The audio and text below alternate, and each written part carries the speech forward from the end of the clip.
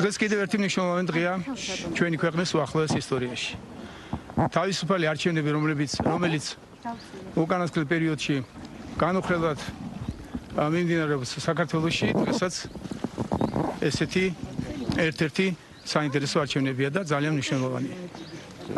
ქართულმა ოცნებამ, ჩვენმა პარტიამ საშუალება მისცა საზოგადოებას დააფუძნოს საშუალება მისცა საზოგადოებას თავისუფალი არჩევნები გააკეთოს, ისევე როგორც თავისუფალი სიტყვის, თავისუფალი ბიზნესის და თავისუფალი ცხოვრების დაფუძნება მოახერხეთ უახლოეს ბოლო წლებში.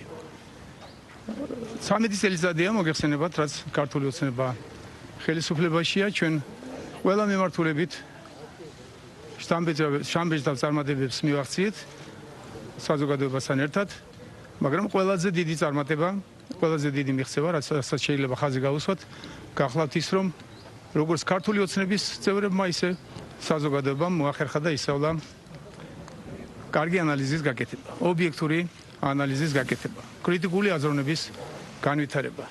ჩვენი საზოგადოება უკვე თავისუფლად ახერხებს თეთრი შავისგან გაარჩიოს და შესაბამისად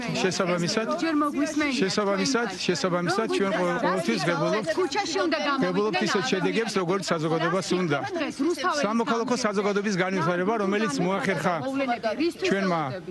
ჩვენმა საზოგადოებამ და მაქსიმალურად აიღო ხელისუფლება ხელში, რაც გამოიხატება სწორედ რომ არჩევნებში სწორი პოზიციის დაფიქსირებით ჩვენ მივიღეთ ის შედეგები, რაც გვაქვს დღეს და წარმატება გვაქვს ყველა მიმართულებით, შთამბეჭდავი წარმატებები გვაქვს ქვეყნის განვითარების.